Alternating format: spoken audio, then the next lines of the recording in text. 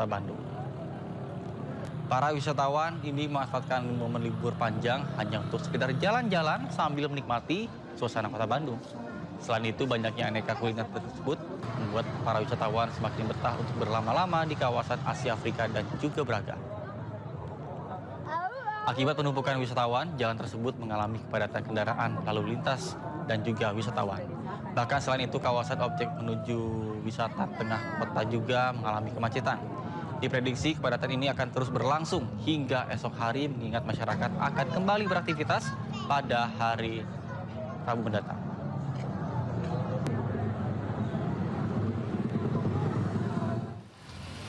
Sementara itu, wisatawan di kawasan Malioboro, Yogyakarta mengalami peningkatan di masa libur panjang perayaan Hari Imlek. Jalan kawasan Malioboro, Yogyakarta dipadati kendaraan pribadi maupun angkutan umum. Wisatawan juga terlihat menikmati suasana kota Yogyakarta dengan duduk atau berjalan santai.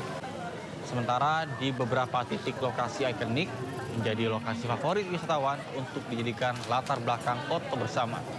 Beberapa di antaranya juga tampak berbelanja oleh-oleh seperti jajanan maupun pakaian. Sementara itu pemirsa, arus lalu lintas di jalur Puncak Gadok, Bogor, Jawa Barat ramai lancar. Bahkan polisi menyiapkan rekayasa ganjil genap dan juga sistem satu arah secara situasional. Selama momen libur tahun baru Imlek, diperkirakan lebih dari 10.000 kendaraan melintas menuju kawasan wisata Puncak Bogor, Jawa Barat. Wisatawan pun diimbau mewaspadai sejumlah titik rawan kemacetan untuk menuju kawasan puncak, diantaranya adalah Simpang Gadok, Pasir Angin Megamendung, dan Pasar Cisarua. Untuk mengurai kemacetan, Satlantas Polres Bogor memberlakukan sistem ganjil genap pada pukul 6 pagi. Selain ganjil genap, polisi juga memberlakukan sistem satu arah atau one way dari arah Jakarta.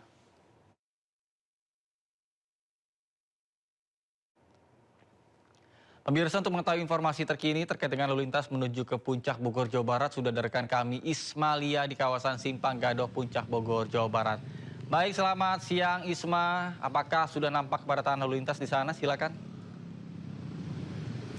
Ya, selamat siang Nata dan juga pemirsa. Kalau ditanya apakah sudah ada kepadatan, memang kami pantau ini sudah ada peningkatan volume kendaraan terutama dari arah Jakarta menuju Puncak, Nata dan juga pemirsa. Namun belum adanya terjadi penumpukan atau mungkin kendaraan yang mengular ini belum terjadi dan belum diterapkan sistem lalu lintas one way atau jalur satu arah. Namun untuk sistem one way akan tetap diberlakukan pada siang nanti, tepatnya dari arah Puncak menuju ke arah Jakarta. Namun untuk jam pastinya memang belum ada jam kapan akan diterapkan karena jalur one way ini atau sistem one way ini akan diberlakukan secara situasional melihat peningkatan kendaraan yang terjadi di tempat kami melaporkan, tepatnya di Simpang Gadok.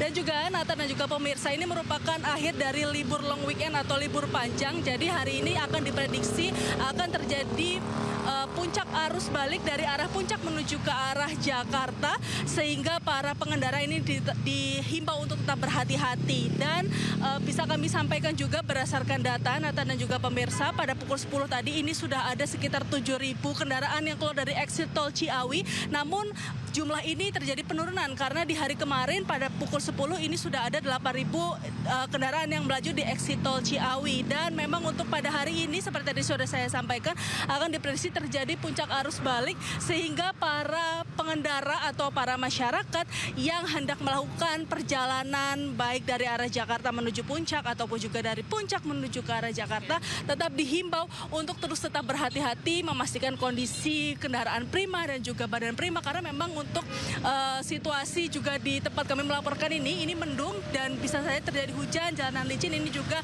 yang membuat masyarakat untuk dihimbau untuk tetap berhati-hati. Kembali ke Anda, Nata. Baik, terima kasih Ismalia Medasari atas laporan Anda dari kawasan Puncak Bogor, Jawa Barat. Selamat bertugas kembali dan salam sehat. Pemirsa, kasus ijazah Jokowi tampaknya akan memasuki babak baru. Ahli kubu Roy Suryo CS, Komjen Purnawirawan Ugroseno menyampaikan bahwa kasus ini sudah bergeser dari fitnah dan juga pencemaran nama baik yang menjadi dugaan penggunaan ijazah palsu untuk pencalonan dalam pemilu.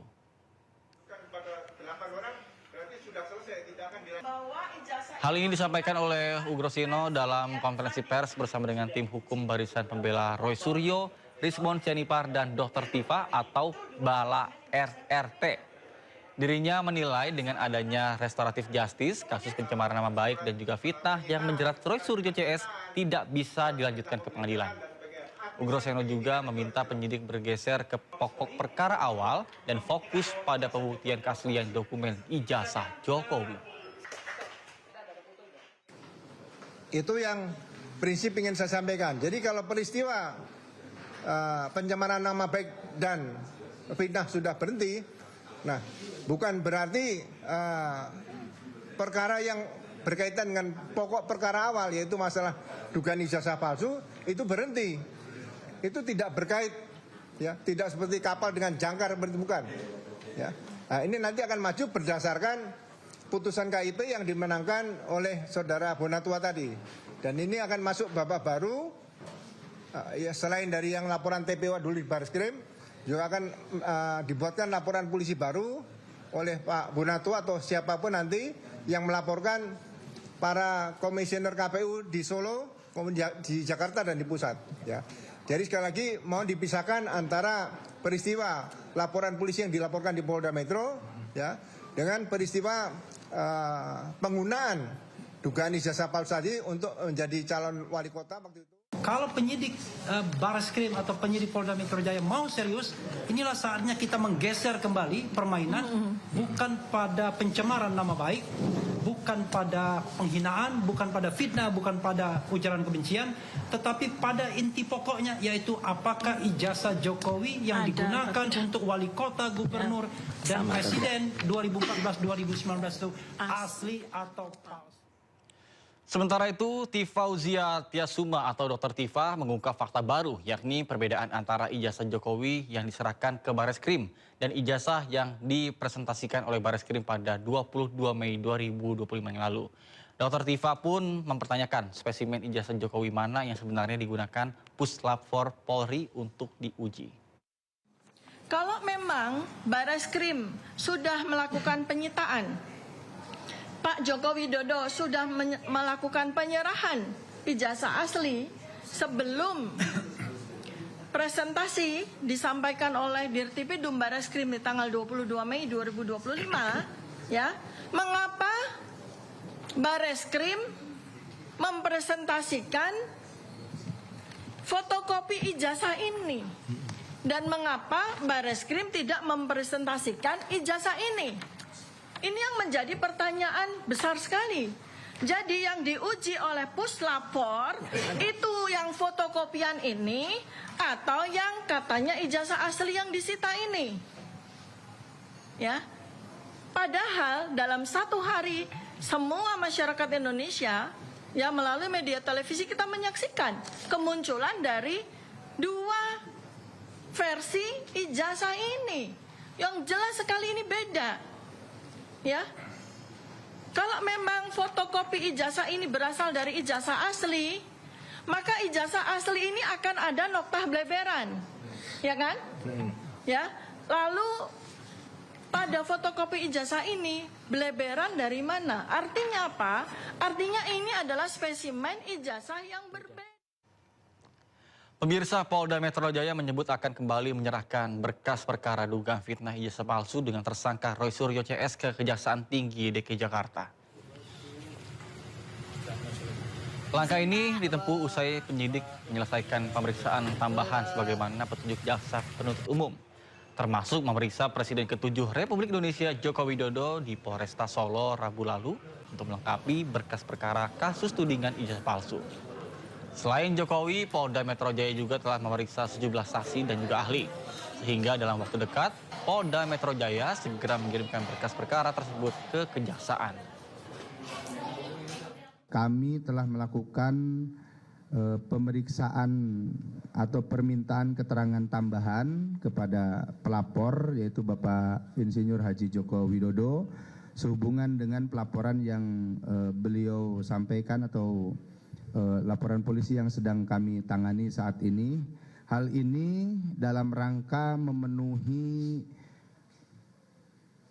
pemenuhan berkas perkara sebagaimana petunjuk-petunjuk yang sudah disampaikan oleh Kejaksaan Tinggi DKI yang disampaikan melalui P19 yang kemarin sudah kami terima. Dan proses pemenuhan atas P19 itu sudah berjalan dan kami insya Allah sesegera mungkin akan mengirimkan kembali berkas perkara tersebut sebagaimana petunjuk-petunjuk yang disampaikan oleh pihak jaksa penuntut. Pemirsa, berulang kali Presiden ke-7 Republik Indonesia Joko Widodo menyebut kasus fitnah ijazah yang menjerat Roy Suryo CS harus tetap berlanjut. Bahkan Jokowi menyebut pintu maaf selalu terbuka, namun hal tersebut adalah urusan pribadi. Sementara urusan hukum akan tetap berjalan. Izin, Pak. Di tengah semakin memanasnya kasus fitnah ijazah di mana Roy Suryo minta penyidikan dihentikan, Jokowi kembali menegaskan bahwa proses hukum harus tetap berlanjut. Ada peluang untuk memaafkan mereka bertiga ya, Pak? Gak ada masalah, memaafkan kan urusan pribadi, urusan hukum kan lain. Misal mereka datang seperti Egy Sujana ke kediaman seperti apa, Pak? Kan misal. Kalau untuk proses hukum tetap jalan ya, Pak? Tetap. Lah kemarin kan kita diperiksa lagi, ada pemeriksaan tambahan itu. Bukan sekali ini Jokowi menyebut proses hukum Roy Suryo CS harus tetap berlanjut. Pada Desember lalu Jokowi menyebut siap memaafkan tersangka kecuali 3 nama. Urusan memaafkan itu urusan pribadi. Urusan hukum ya urusan hukum. Prosesnya biar berjalan apa adanya. Ya. Kalau dari nama 3 orang itu apakah boleh disebutkan apa? Tiga orang dikecualikan untuk dimaafkan itu tadi. Kira-kira siapa Pak dari 3 itu, Pak? Meskipun Ya itu juga- nanti. Pernyataan yang sama kembali dilontarkan usai polisi menghentikan penyidikan bagi Egy Sujana dan Damai Hari Lubis dengan menerbitkan SP3, di mana keduanya sebelumnya bertandang ke kediaman Jokowi di Solo, Jawa Tengah. Akhir Januari lalu, Jokowi kembali menyebut proses hukum Roy Suryo CS harus sampai ke pengadilan. Pintu maaf selalu terbuka. Tapi sekali lagi urusan memaafkan itu urusan pribadi ke pribadi. Kalau yang di Polda Metro itu sudah urusan hukum. Artinya urusan pribadi ya urusan pribadi, memaafkan, tetapi urusan hukum ya urusan hukum. Dan memang harus sampai ke pengadilan. Karena kalau enggak, saya enggak punya forum untuk menyampaikan bukti mengenai kasus ijazah ini. Kami telah melakukan. Sementara polisi menyebut berkas perkara kasus fitnah ijazah akan segera dilimpahkan ke kejaksaan usai pemeriksaan tambahan terhadap Jokowi selesai dilakukan. Izin, Pak. Tim Liputan iNews melaporkan. Informasi lainnya pemirsa, Presiden Prabowo Subianto mengumpulkan jajaran Kabinet Merah Putih di kediamannya. Rapat kali ini dihadiri oleh Menko Perekonomian Erlangga Hartarto, Menteri Keuangan Purbaya Sadewa, Menteri Investasi dan Hilirisasi Rosan Roslani, dan juga Menteri Sekretaris Negara Prasetyo Hadi. Dalam rapat kali ini, Presiden Prabowo Subianto membahas tarif dagang Indonesia dengan Amerika Serikat. Prabowo meminta semua kebijakan harus menguntungkan masyarakat Indonesia.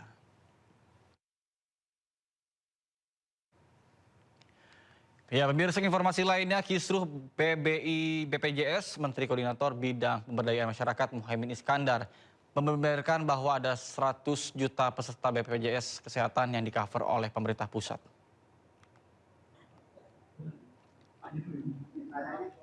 Pemerintah pusat mengcover 100 juta peserta BPJS Kesehatan dan 50 juta orang lainnya dibantu oleh pemerintah daerah. Sementara penerima bantuan iuran atau PBI BPJS Kesehatan mencapai 52% masyarakat se-Indonesia. Muhaimin Iskandar juga menyebut 106.000 peserta BPJS PB Tropik sudah aktif lagi. Pertama, terima kasih. Melalui apa istilahnya fitur. Berikutnya kepada masyarakat penerima bantuan iuran ataupun yang dinonaktifkan dan betul-betul darurat katastrofik, rumah sakit harus menerima dan menangani. Kalau enggak, awas ada BPJS yang bisa mengontrol. Sehingga nanti semua yang darurat harus ditangani oleh rumah sakit. Pemirsa, Wakil Presiden Gibran Raka Buming Raka buka suara terkait dengan RUU perampasan aset. Wapres Gibran tegaskan pemerintahan Presiden Prabowo Subianto serius dalam memerangi korupsi di Indonesia. Dan berikut pernyataan lengkap Wapres Gibran. Hari ini kita bicara tentang sebuah fenomena yang menjadi hambatan terbesar dalam kemajuan pembangunan, yaitu korupsi. Korupsi adalah kejahatan luar biasa yang tidak hanya menghambat pertumbuhan ekonomi, tapi juga menciptakan ketidakpastian iklim investasi, menurunkan kualitas layanan publik, dan lebih berat lagi, merugikan masyarakat secara luas.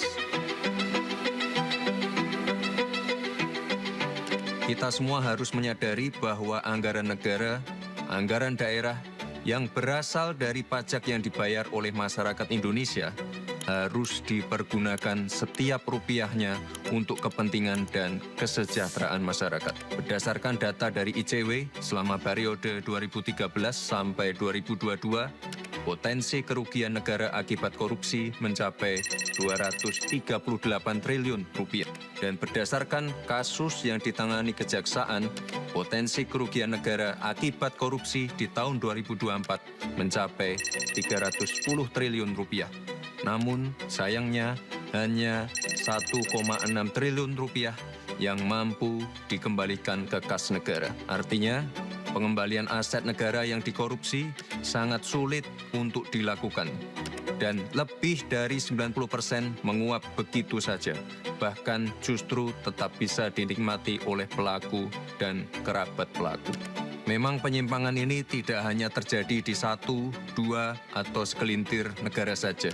Tapi hampir semua negara mengalaminya. Namun, respon dari masing-masing negaralah yang menjadi penentu keberhasilan pemberantasan korupsi. Apalagi di era seperti sekarang ini, di mana kejahatan semakin terorganisir, bersifat lintas batas, dan melibatkan teknologi terkini. Sehingga aset-aset hasil korupsi bisa digelapkan, bisa dilakukan pencucian yang mengakibatkan aset-aset tersebut sulit terlacak dan terdeteksi. Oleh sebab itu, Indonesia sangat perlu memperkuat sistem hukumnya agar mampu mengembalikan aset negara, membuat jera para pelaku, serta melindungi masyarakat dari potensi kerugian akibat korupsi.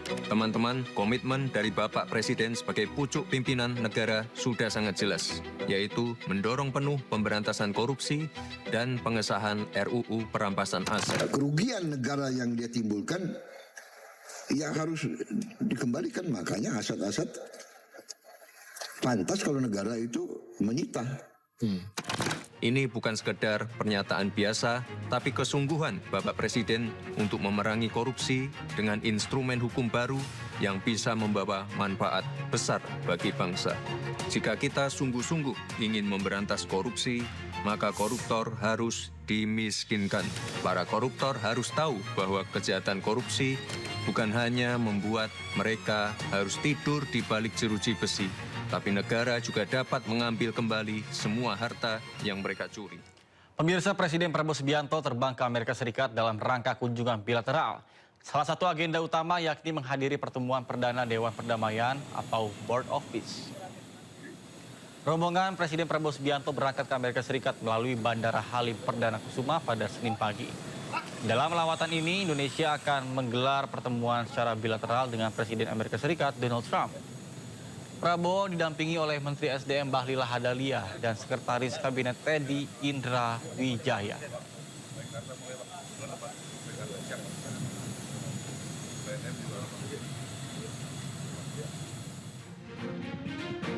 Dikabarkan pada pertemuan perdana pada Dewan Perdamaian pada tanggal 19 Februari di Washington DC, Donald Trump akan membahas sejumlah hal.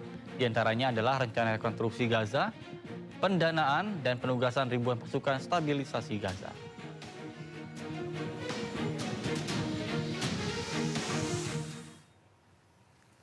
Sekitar 35 negara telah menerima undangan untuk bergabung Dewan Perdamaian Board of Peace bentukan presiden termasuk Indonesia.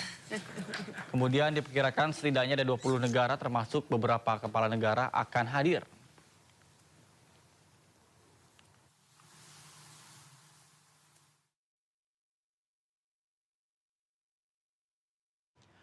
Pemirsa, bersama Komite Palang Merah Internasional, tim pertahanan sipil di Gaza menemukan jenazah sebanyak 67 anggota dari satu keluarga di sebuah bangunan yang hancur di Bait Lahiyah, Gaza. Tim pertahanan sipil di Gaza mengerahkan alat berat untuk mengevakuasi jenazah dari bawah runtuhan bangunan yang luluh lantak dibombardir Israel pada Oktober 2024. Bahkan rumah milik keluarga Abu Nasr di Bait Lahiyah menampung 250 orang dan 67 diantaranya menjadi korban genosida Israel.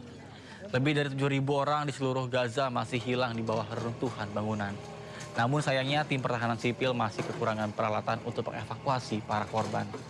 Bahkan menurut Kementerian Kesehatan Palestina, lebih dari 726 jenazah telah ditemukan dari bawah reruntuhan seluruh Gaza sejak gencatan senjata diberlakukan. امام انقاض البيت قاعده بستنى يطلعوا اخواتي وكلهم طبعا ولكن اول حدا انا بتخيل اني ممكن يطلعوا جثمانه او ادعو اشوفه هو جثه هو شهيد هو اخويا محمد هو اول حدا انا بتمنى انهم يطلعوا جثمانه من تحت الانقاض او ادعو ونحاول انه ندفنهم بموتة تليق فيهم واحنا هينا قاعدين نستنى لنا من 8 شغالين الدفاع المدني. Pemirsa, gelar serangan udara militer Rusia mengklaim berhasil menguasai 4 wilayah di Ukraina.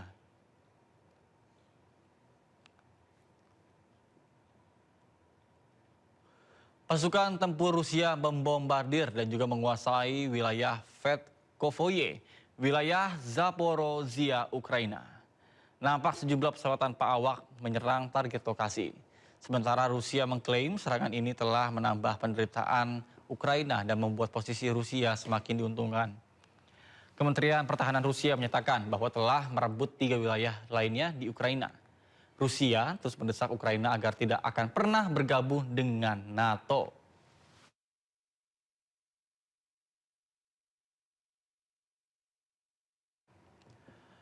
Presiden Amerika Serikat Donald Trump menyatakan Presiden Ukraina Volodymyr Zelensky harus bertindak jika ingin mengakhiri konflik dengan Rusia. Sementara Zelensky tegaskan Rusia segera sepakati gencatan senjata. Going to have to get moving. Russia wants to make a deal, and Zelensky's going to have to get moving. Otherwise, he's going to miss a great opportunity.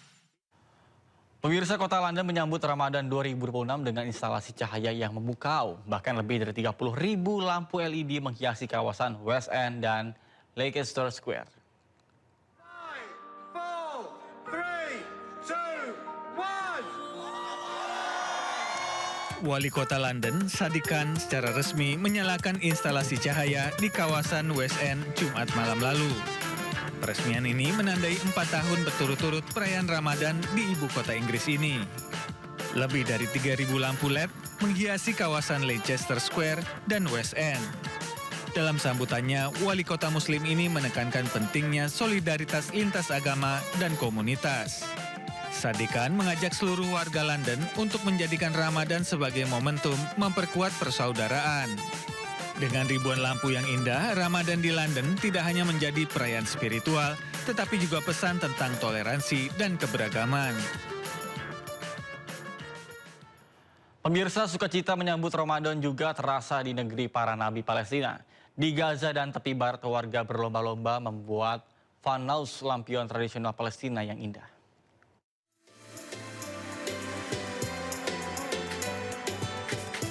Inilah dua bersaudara Muhammad Ramdan Khalil dan Abu Abdullah Al-Jamla. Warga Gaza ini telah memulai mendaur ulang kayu dari palet bantuan kemanusiaan untuk membuat fanaus lampion tradisional khas Palestina.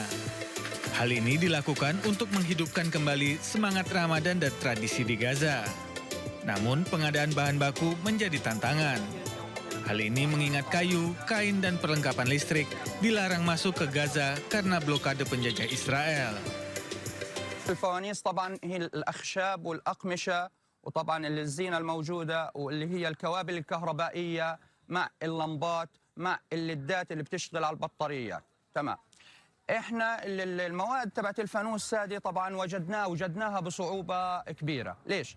الأخشاب، الأقمشة الكهربائيات ممنوعة إنها تدخل قطاع غزة بسبب منع الاحتلال إلى دخولها.